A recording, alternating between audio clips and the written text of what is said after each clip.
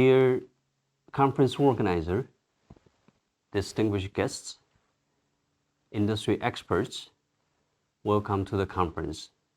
It's my privilege to be part of this conference and being invited by Chosun Media to have this opportunity to introduce the information that may be beneficial for the collaboration between the China and Korea pharmaceutical industry.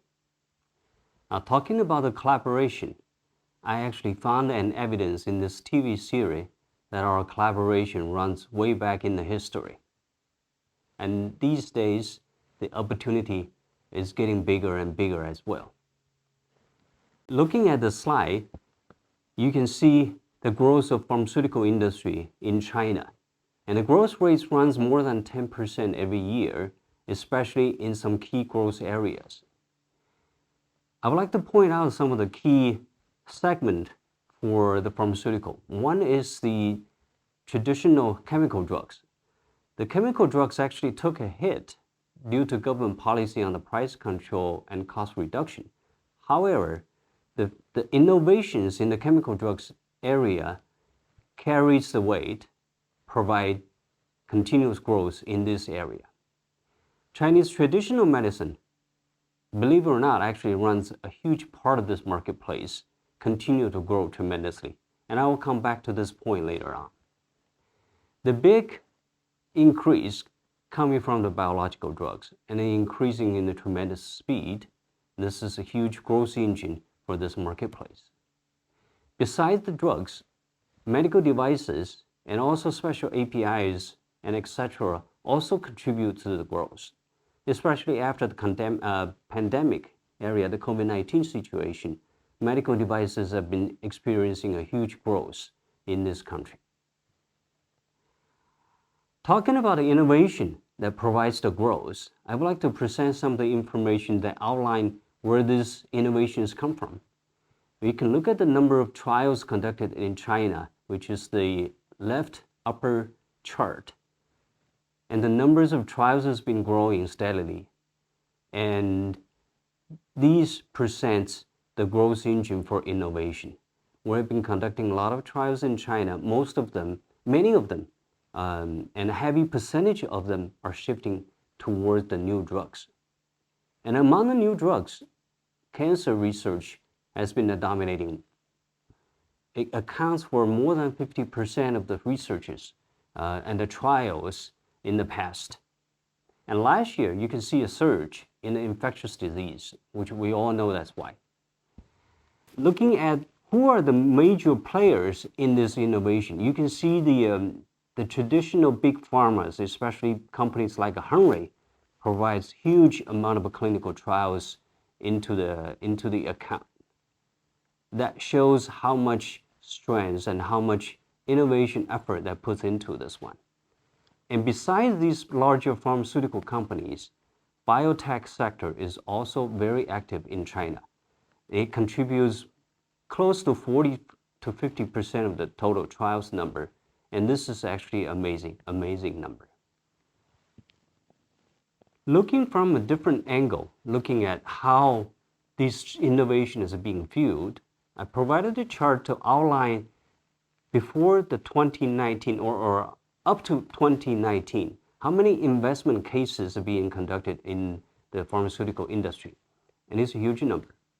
And after the COVID-19 situation, you actually can anticipate this gets even bigger, especially the government are increasing their funding into the pharmaceutical research. The other two charts shows the results of this investment. You can see the CRO marketplace is getting bigger and bigger.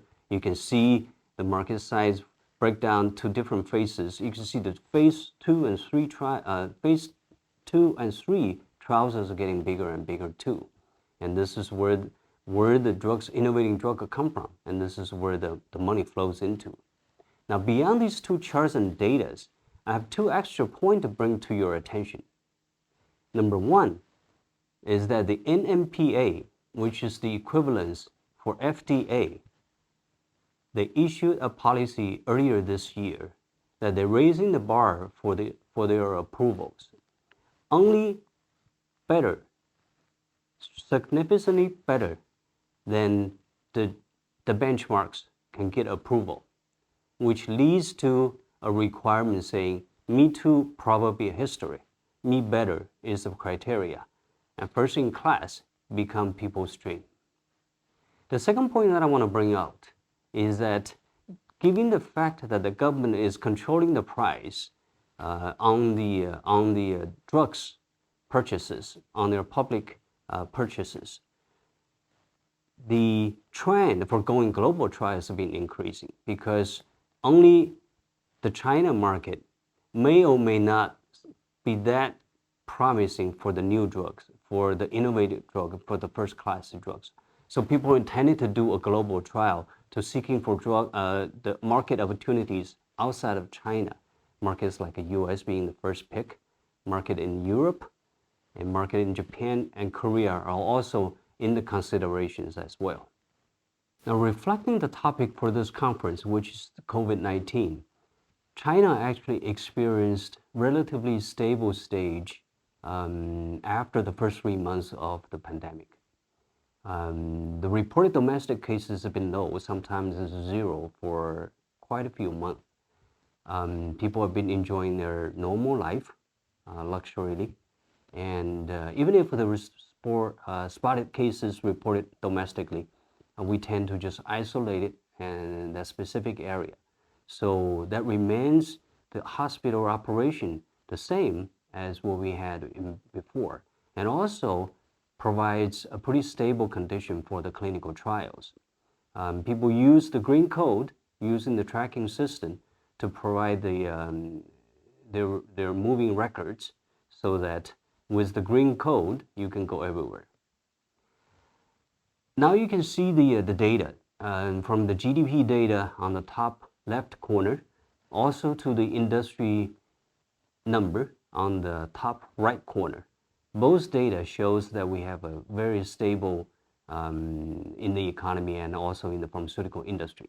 And it reflects the growth in the trials as well. The number of clinical trials conducted in China has been growing. The share of the trials in the global marketplace has been growing. This provides a good environment for our collaborations. Now, the collaborations, where are the opportunities? I think it resides in the three areas that most of us know. Market entry for the existing drugs. The license in for innovations to China. And potentially we can license out product from China's innovation as well. And now we'll go to a little bit detail, looking at the steps, how we work on the market entry as well as the licensing opportunities. The 4 steps are trivial, not surprising. Market evaluation, looking for partnership, conducting clinical trials, and looking for the channels and sales. So I will not labor into the detail, but I will point out a few from my perspective, what will be the unique cases that we need to watch out. In the market evaluation stage, you need to look at the probability, how this drug can be covered by the social insurance, because China is, the medical expenses, the large percentage of them are still covered by the social insurance. So social insurance coverage is the key for evaluating the market potential. Made in China, this becomes a topic. You know, we have made in US, and now people are talking about made in China because the internal domestic innovation has been one key message from the central government. So how you collaborate with the Chinese partner to make this collaboration more domestic driven becomes a success factor. Import and re-export restriction after the pandemic, the import and export are getting extra difficult. So we need to consider that portion before we dive into the next steps. Now, looking for the partnership, in my mind, there are 3 major partnerships that is worth exploring. The first one is investors.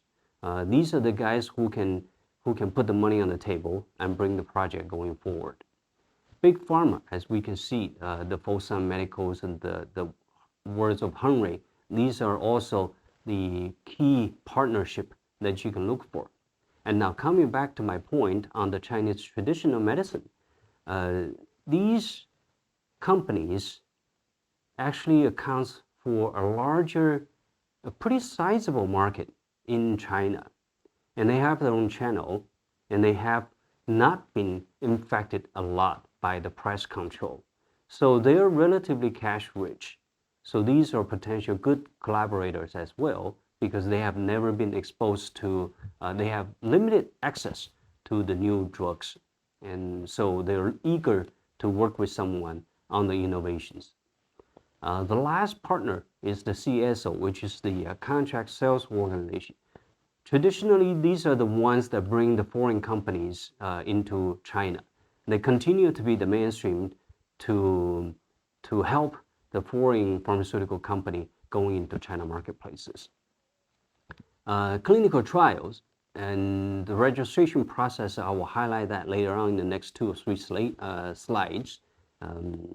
But I think one of the key messages I want to bring out here is the benefit of bringing the global CRO or a local CRO is the trade-off. The local CROs has its own advantage. Global CRO has its own advantage.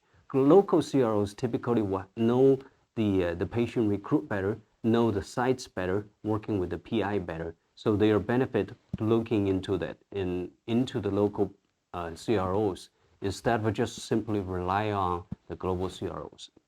The last one is the channel. The channel, again, we bring the CSO. I listed a few names of the CSOs. These are the top 5 or 6 CSOs in the country for your references. And then the second dominating player is the state-owned sales channel. These are the word of a Sinopharm. These are the words of a CR Pharma. The last is the traditional big pharma, like a Henry or Fosun Medical. This slide shows the process of IND. So I'm not going into each of the detailed steps to highlight it. You guys will have the slide. You guys will have the each of the steps. Overall, the IND procedures takes about 6 to 8 months. With the benefit of local partnership, you might be able to reduce that to somewhere between 5 to 6 months, save about a month or 2 of time. The real clinical trial time from the phase 1, phase 2, and phase 3 is very much standardized. We used to have a benefit of a population advantage that we can provide more patients and speed up the trials. These days, given the numbers of trials running in China so huge, we're gradually actually losing that advantage. But regardless, the speed is very comparable to the rest of the world. The NDA stage and the procedures outlined in the next slide, and you can see that it's probably about a 12 months procedures. Some of the steps that you have to go through, some of the steps that are highlighted in gray, you may or may not have to go through that.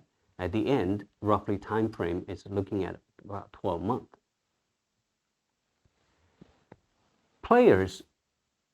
The players who are involved in the clinical trials, the usual suspects are trivial. I will not go into the detail. They are pharmaceutical companies, the sponsors, and they are the CROs, and they are the research institutes and principal investigators.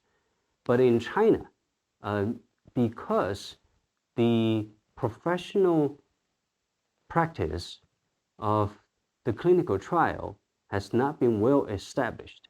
So in this country, people use an organization called SMO to help to run the trial, or help with the patients to run the trial, help with the PIs to run the trial. So there is an additional player in China. So when you consider the CROs in China, you also need to take into the consideration who is your SMOs, how the SMOs can work closely with the CROs to bring the best outcome for you. Come back to the summary. It is a huge marketplace. There is a lot of opportunity for us to work together. and people are looking into innovation. This is the key for the growth. And have the right partner in China is very important. Talking about the partnership, let me spend about a couple minutes to introduce Pharmaron and Pharmaron Clinical to see how we can be your partners in China. Pharmaron is a global company with the market cap of 150 billion RMB. And it is ranked as the number 9 CROs or CXOs in the world. And it has about 15,000 employees across different regions in the world. Pharmaron Clinical is the growing division for the clinical service. It has 8 business units today and has a branches office in 20 cities across the world. And we have employed about 3,000. Talking about the 8 divisions, we have in the Pharmaron Clinical, we have the CR Medicon, which is the clinical CRO. We have LinkStart, which is the SMO that I mentioned. LinkSubject is a patient recruiting company that help to drive the patient recruit speed. And then we also have a division that is working on the medical devices clinical trial. And Enyuan is a division that working on the quantitative pharmacology. DeltaMed is a PV specialized company that we just recently acquired. In the US, we also have a CPC center that is focused on the phase 1 clinical research. We are very much focusing on doing our global expansion. Korea is a very important marketplace for Pharmaron Clinical. We are dedicated to help the Korean pharmaceutical industry to identify, develop their opportunities in China. We also will help the Chinese innovators and companies to work with the Korean company for their opportunities as well, to bring the win-win solutions. So for that purposes, we have opened our Korean branch early in this year, and it's located in Seoul, in the center of the innovation. Also, we are partnered with a very strong company, a top company in translational research and drug repositioning consulting company called PlatBio, who is led by a famous scientist, Dr. Sun Chung Kim. This is our important Korean partner. With the help of PlatBio, we have been identifying our opportunities, identifying our paths in Korean marketplace to find our success. And more, we're getting more support and more partnership in Korea as well. We have been working with the Korean CROs, such as CNR Research, LSK Global, and Clinical Korea, to develop further collaborations to bring our opportunities from Korea to China, and also bring opportunities from overseas, such as from China and US, into Korea. So with that, hope that China is a future opportunity for our audience, and also looking for future collaboration with the audience as well.